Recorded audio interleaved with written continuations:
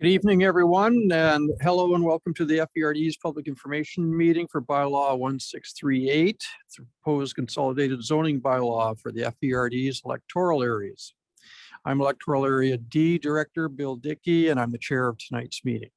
The purpose of tonight's meeting is to help inform you about the consolidated zoning bylaw process and proposed bylaw. Tonight, FVRD staff will discuss the need for a consolidated zoning bylaw, the process of consolidation, the improvements to customer service, and the guiding principles of the project. After the staff presentation, we will review how you can participate tonight, what happens next. Before we proceed further, I'd like to ask the members of the Regional District Board and FVRD staff present to introduce themselves. Hello, everybody. My name is David Bennett. I'm a planner with the Fraser Valley Regional District. Hello, everyone. My name is Hasib Nadvi, Manager of Planning with FVRD. My name is Samantha Purcell. I'm a planning assistant. Good evening. My name is Graham Danilus. I'm the Director of Planning and Development.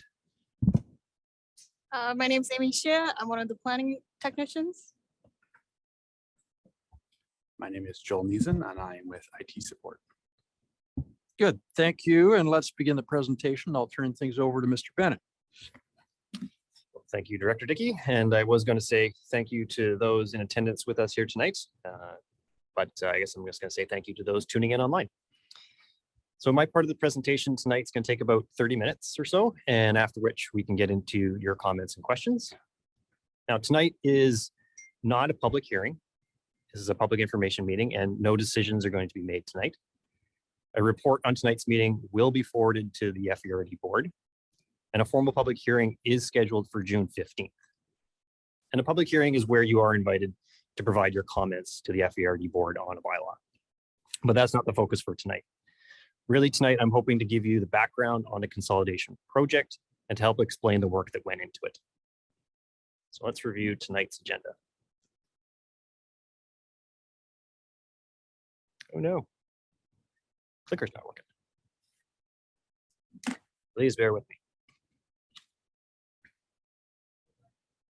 Now we'll move to the next slide.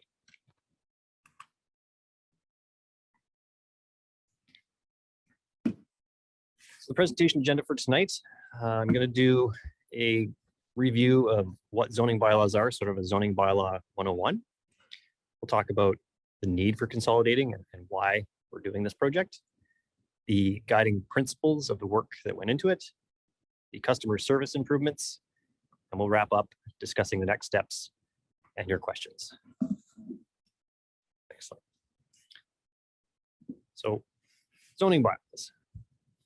The Local Government Act, through the province of British Columbia, gives local governments like the Fraser Valley Regional District the power to enact zoning bylaws. And zoning bylaws regulate how land and buildings are used, where you can build things on your property, the size and the dimensions of those buildings, and how you may subdivide your property into smaller and more lots. Next slide.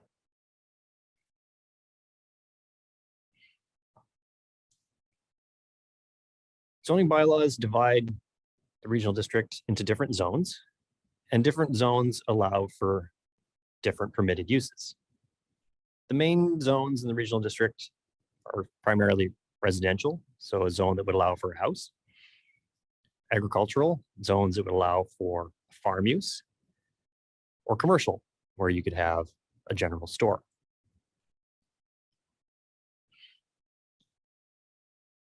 This is an example of a suburban residential 1 zone. And in this zone, it's laid out in a list format to show you what the permitted uses are in SPR1. The main and the only primary use permitted in this zone is residential, so you can build a house. There's 2 accessory uses that are allowed in this zone: boarding use, so having like a homestay or foreign exchange student stay in your house, and home occupation, where you'd have a home-based business. But when you look at this list and you see residential, what you don't see is farm or general commercial.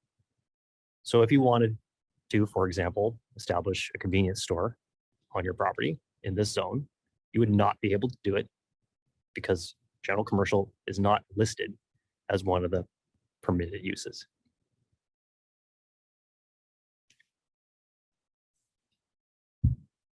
In this example here, we've got a zone that allows for a house to be built. And the zoning bylaw sets out how close you can build your house to, let's say, the front lot line, how close you could build your house to your side lot line next to your neighbor, how close you could build your house to the rear. And we see here a shed or a shop in the back that's got different setbacks. So there's different regulations setting out setbacks for homes and accessory buildings. And having consistent setbacks gives you the opportunity to have streetscapes like we see on the right, where all the buildings are lined up the same.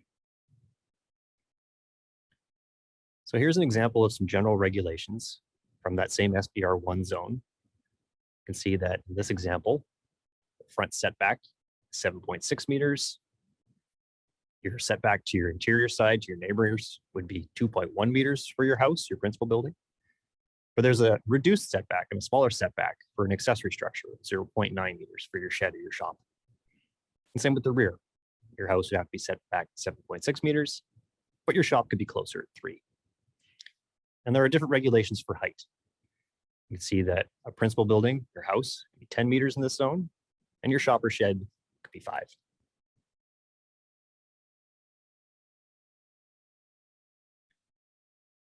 In terms of subdivisions, zoning bylaws also spell out how small of a property you could create by subdividing your lot.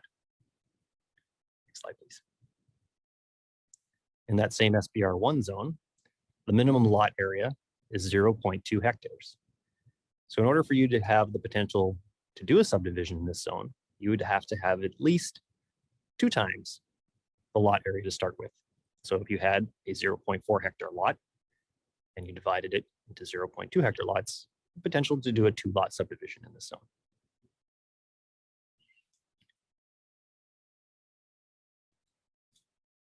So why consolidate? The regional board's direction to staff is to create a more user-friendly bylaw and to improve customer service. Fraser Valley Regional District is roughly 13,000 square kilometers in size, which is twice the size of Prince Edward Island. And there are 9 zoning bylaws in effect for 8 electoral areas. And Area B actually has 3 zoning bylaws in effect for it.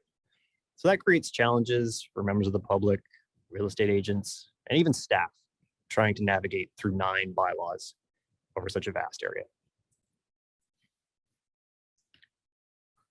Now you will say, David, I know there are actually 10 zoning bylaws in the FVRD, not 9, and only 9 are part of this project. The zoning bylaw for Cultus Lake Park, zoning bylaw 1375, is not included in this project.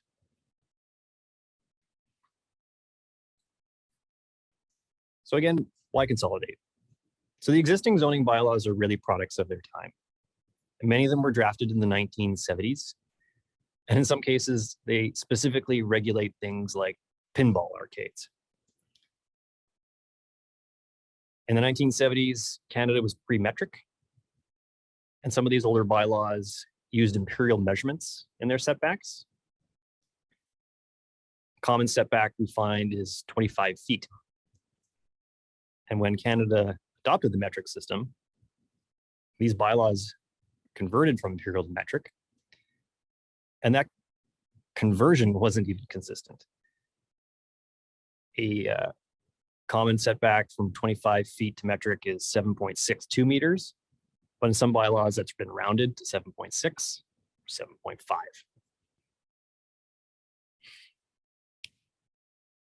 So again, why consolidate? And the goal is to provide excellent customer service through improving consistency, clarity, and ease of use.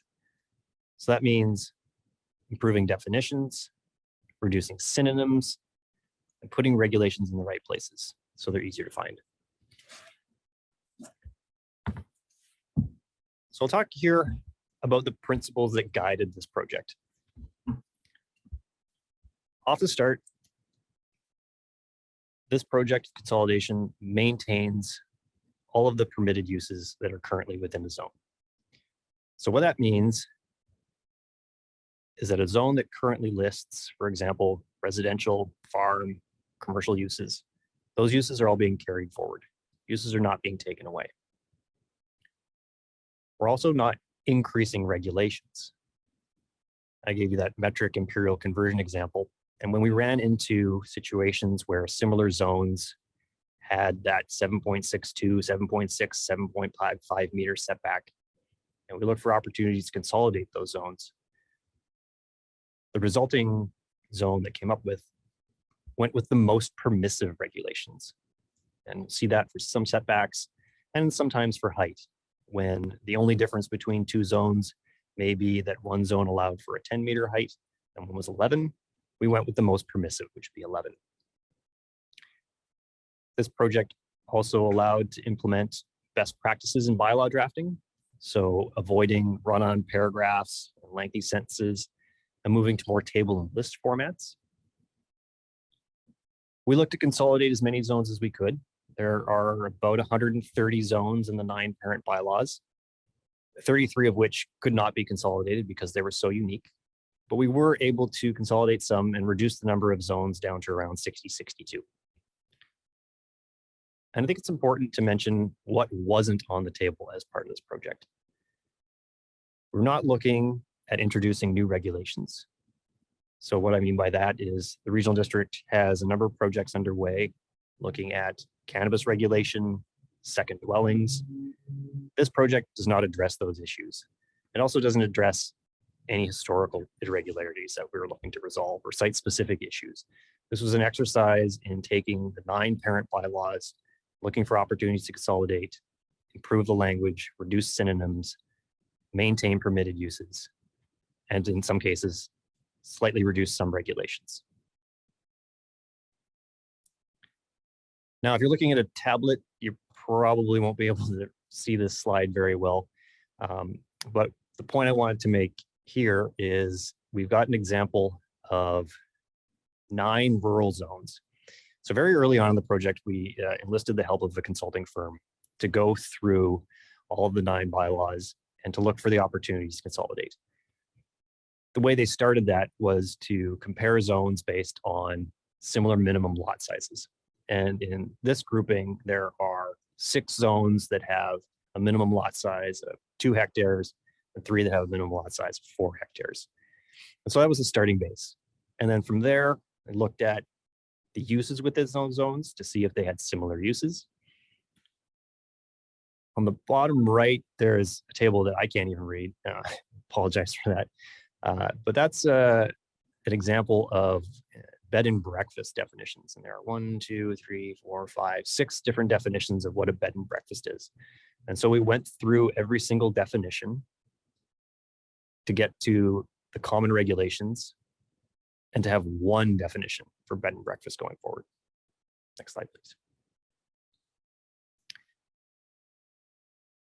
This is an example of a comparison matrix of some commercial zones. And you can see on the left side, these are all different uses that were allowed in all these different zones, things like coffee shops, cafes, ice cream shops. And those first 3 commercial 1 zones are very similar. They allow for confectionaries, gas bars, veggie markets, gift and souvenir shops. So it's very likely that these zones were consolidated because they had very similar uses.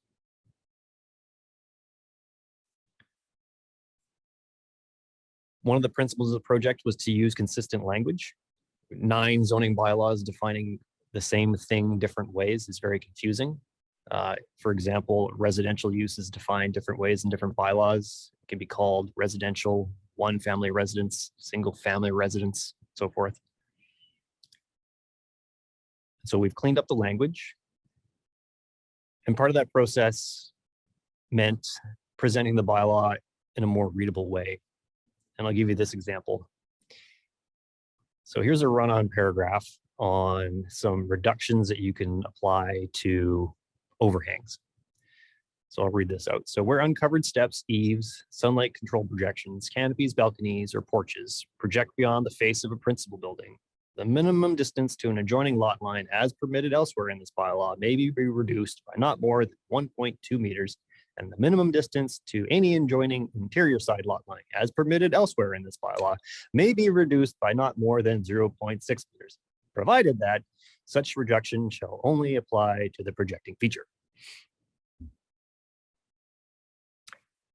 The proposed way of presenting this is in the table on the right, where you can see that eaves and support posts can have a maximum reduction of 1.2 meters to your front lot line, 1.2 meters to your exterior side, 0.6 to your interior, and 1.2 to your rear. Just a much cleaner way of presenting the exact same regulation, but in a way that really reduces confusion. I'm going to go over 3 examples of zones. So I'm going to go over a residential zone, agricultural zone, and a commercial zone next. So this is Suburban Residential 3. And later on in this presentation, I'll show you how you can look up a property that you might have interests in to see similar tables for a zone that might apply to a property you have interest in. This table shows that the existing Suburban Residential 3 zone has 1 principal use, 1 family residence, and 4 accessory uses that are permitted: boarding, home occupation, civic, accessory advertising. In the proposed consolidated bylaw, we maintain a 1 family residence. It's now called residential, and it's consistently called residential. So there's a name change there, and that's the only change to that, is the name. Boarding is still called boarding. There's no change. Home occupation, still called home occupation. And you'll see that civic and accessory advertising are no longer listed specifically in this zone. It's not that they're not permitted, it's just that we've moved those 2 particular uses elsewhere in the bylaw. Civic use is generally permitted in all zones, and so it's permitted in a general regulation. And same with accessory advertising. It's generally permitted, just not specifically stated in that zone. So it's not been taken away, it's just been moved. Next slide. This is the next part of the general regulations from the SBR3 zone. And this is to highlight that the density that you can build to right now is you can have 1 dwelling unit on your lot, so 1 house per lot.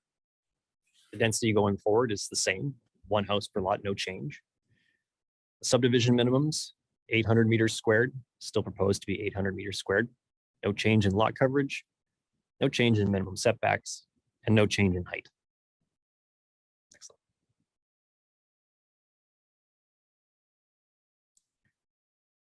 Now we'll take a look at the agricultural 2 zone, which in this case is upland agriculture 1 in the parent bylaw.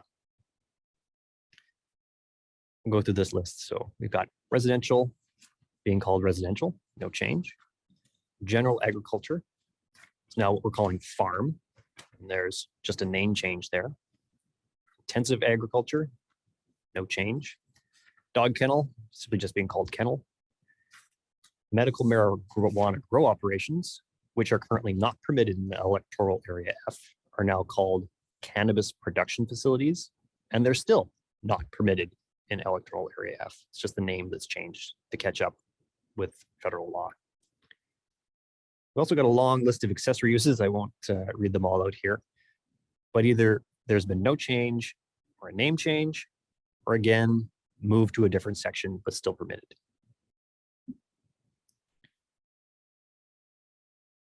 This table for the agricultural zone, again, shows no changes in density, minimum lot size for subdivisions, but there is a slight reduction and more permissivity for the interior side lot line setback. There's a slight reduction in that, and that's to align with similar zones. Move on to an example commercial zone. So again, we've changed some names, really just gone from local commercial to general. And instead of calling motels and motor hotels, calling that tourist accommodation. And again, civic uses and accessory advertising have been moved to other sections. And in this commercial zone, same density permissions, same minimum lot sizes for subdivisions, it's the same lot coverage, no change to setbacks, and no changes to maximum height. Now, there are uniquenesses to having 9 bylaws, and that presented some challenges, and we've tried to address that in a number of ways. So in this slide here, if you look at the table in green, I'll give you an example of a urban residential zone, and it's actually a consolidation of a zone from electoral area E and electoral area B. And this is an example showing how it would apply to an area E lot. 1 family residence, now being called residential, but a name change is permitted. But then you'll see, hey, you've added duplex. Duplex wasn't permitted before in area E, and it's still not. It's area B only. And so this zone here was so similar that the only difference was duplex, and it didn't make sense to have a UR1 zone and a UR2 zone, where really the only difference was duplex. And we've solved that by stating in this one zone that it's for area B only. Below that table, I've got an example of some subdivision regulations. And in this zone, everything else was similar. It's the same uses, same setbacks, except that the minimum lot area was different in electoral area C, F, and G. And so it has a minimum lot area requirement of 1 hectare if you live in that part of the regional district.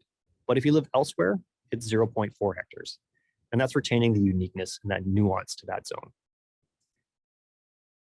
On the right, it's a rural 1 designation, lists the number of permitted uses, and you'll see the electoral area D is excluded from some of those. Intensive agriculture, because it wasn't permitted before. Kennel, still excluded. Resource extraction, excluded. Cannabis production facility is excluded in electoral area D. But if you had this zone elsewhere in the regional districts, let's say in area B or C or anywhere else for that matter, those would be permitted, just not if you lived in electoral area D. So some customer service improvements from this project.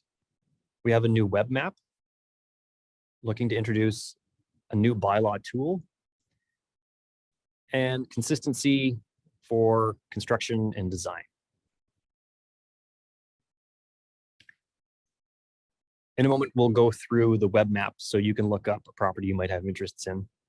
This web map, when we open it up, will show the proposed zoning in green and the current zoning in pink. And there's a slider where you can move back and forth to see the current and proposed. Next slide, please. No, next slide. If this bylaw is adopted, we're looking to introduce a new way to navigate it online. Currently, the 9 zoning bylaws, if you find them on our webpage, they're PDF documents. They're hundreds of pages long. You can keyword search through them. But if you need to look up a definition, you need to scroll back up to the top of the PDF to find it. This new tool would allow you to pull up your zone, and any words that are highlighted in blue and italicized, you can click on them. And for example, here, we've got home occupation.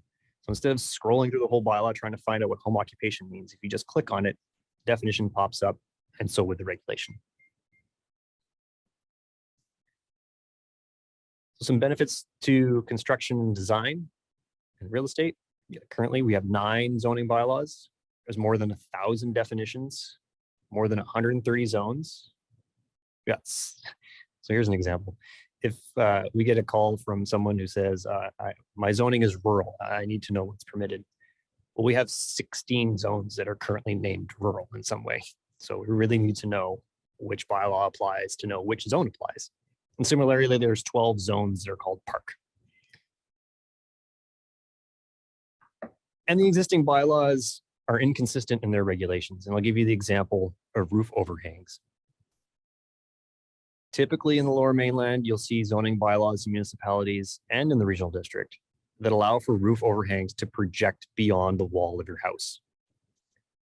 And there's special language in the bylaw, and we looked at that example earlier of some reductions that could apply to overhangs. But not all FVRD bylaws right now even speak to overhangs. And so a challenge arises is when there's assumptions made at the design stage that overhangs will be calculated and allowed for.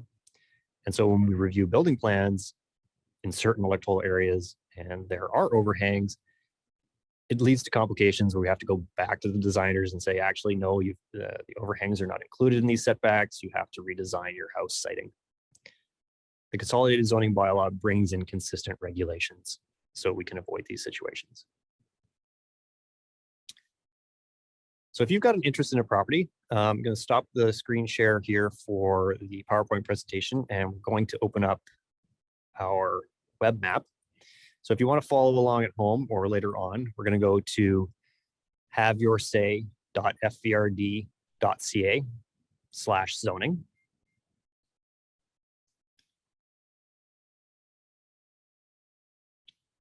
And when we get in there, this is the haveyoursay.fvrd.ca/zoning. And if you click on FVRD web map,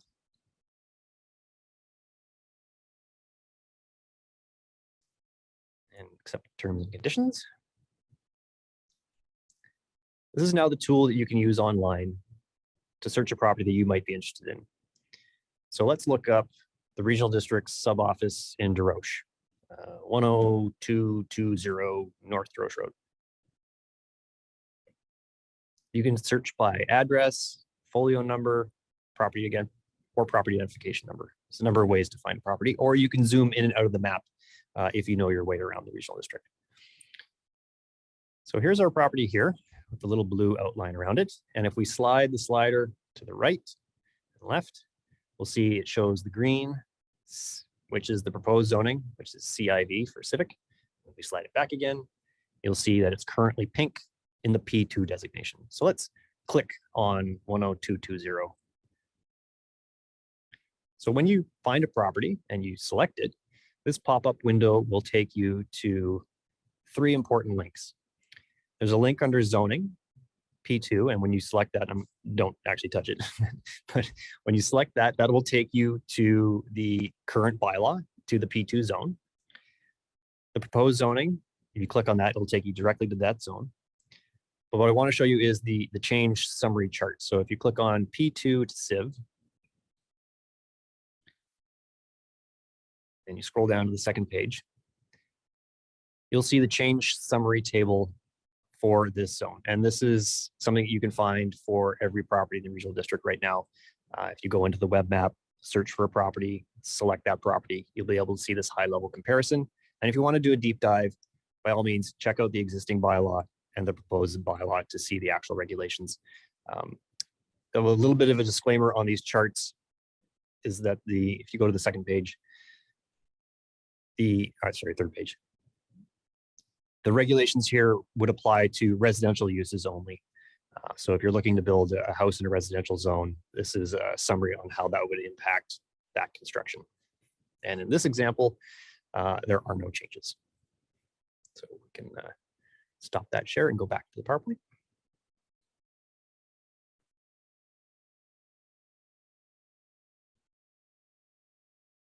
Just advance one more slide.